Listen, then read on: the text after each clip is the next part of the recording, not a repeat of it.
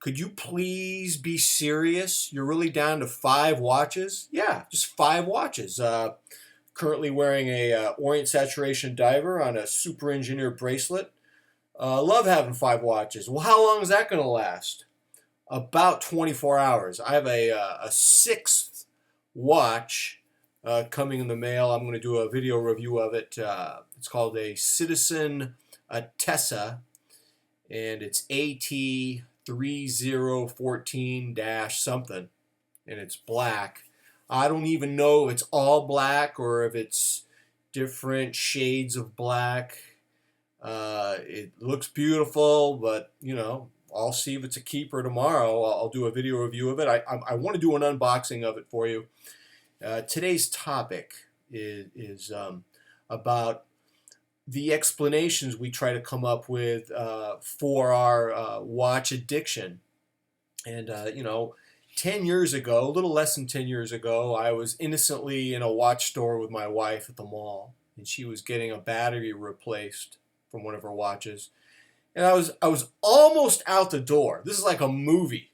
I was almost out the door when out of the corner of my eye, I saw an Echo Zilla. Now, if you're a watch obsessive, you know what that is. If you're not, it's a Citizen Echo Drive diver watch. It's pretty beefy. Do I have it right here?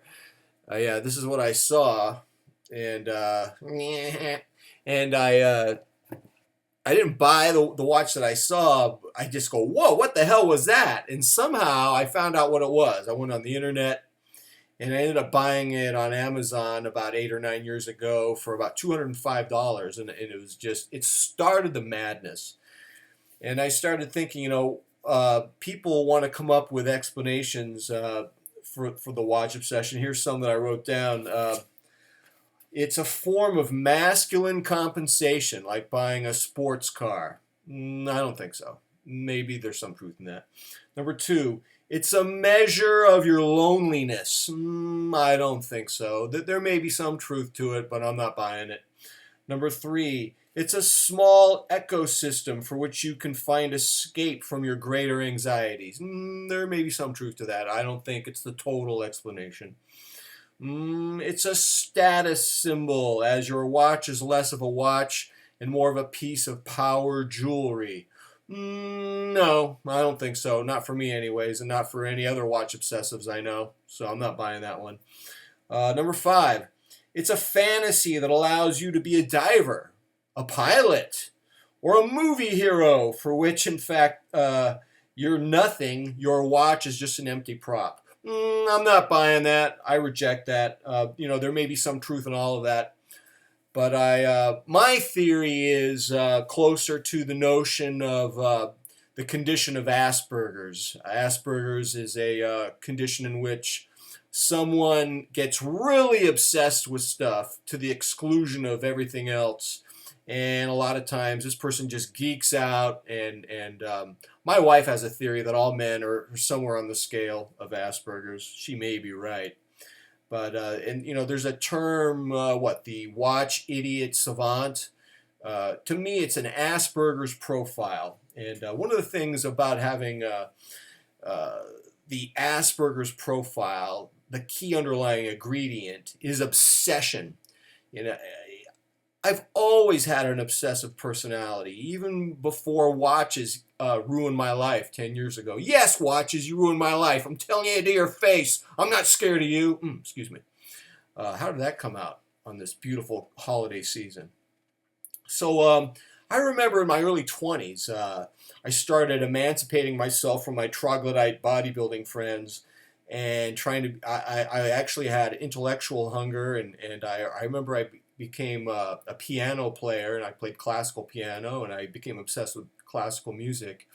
And I would listen to like 15 versions of Rachmaninoff's Second Symphony to find the best version. It kind of reminds me of like buying a bunch of diver watches and finding the best Seiko Marine Master. It was the same mentality. I remember when I became an English major in college, I became obsessed with this novel by Don DeLillo, White Noise. Had to read it 5 times. Had to read Flaubert's Madame Bovary like 10 times. Had to read Chaim Maccabee's The Myth Maker, a biography of St. Paul, like 5 times. Had to read F. Scott Fitzgerald's The Great Gatsby 10 times. I would get obsessed with things, and I would have to immerse myself in them to feel like I owned them. When I was 10 years old, I invented a baseball game with 2 dice. And it was called Dice Baseball. I had my baseball card lineup, and I would keep statistics, and I would roll the dice, and I would play Dice Baseball. You can ask my parents. I played for 17 hours a day. I kept meticulous statistics when I was 10 years old. During my 20s and 30s, I spent all my time trying to write novels. I wrote about 20 novels. They were horrible, and I like to joke that the publishers and the literary agents did me a favor by not getting those things published. I have written some pretty decent short stories over the time, but I'm not a novelist, obviously. I mean, I spent 20 years trying to do it and failure. But I enjoy being obsessed with the situation. In other words, if you're a watch obsessive, by the very term, you're not happy unless you're obsessed. You have to be obsessed. You know, it's funny. I bought this black Atessa, the Citizen, that's coming in the mail, I think tomorrow or Thursday. And I remember thinking, it's going to be my exit watch. And I'm thinking, really? Dude, yesterday you almost spent $1,000 on a Citizen Satellite Wave because suddenly you had this epiphany that it was going to complete your collection. Now, I held off on it. You know, reason got the best of me. My rational side won. And said, you know, at least wait till 2016. I don't know if there is an exit watch.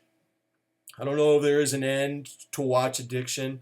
I think what there is possibly is a transfer. You know, it's kind of like when you break up with a girlfriend, you don't want to break up with her until you got a new one waiting in the other room there. In other words, you don't want to give up your watch obsession unless you can fill it up with something else. You know, transfer to something else. Go back to classical music or whatever. Actually, it'd be a lot less expensive of me to have some other obsession. Though, unlike a lot of my obsessives, I've never drank the Swiss watch Kool-Aid. I like Swiss watches.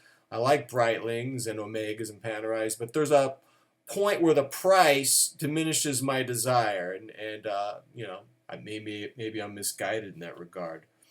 But I think watch addiction is a mystery ultimately. I think obsession is a mystery. I think we're misguided if we try to come up with some simple psychological explanation for our watch obsessions. That's it. I look forward to doing a unboxing of the Citizen Atessa in the next day or two. And until then, I am out.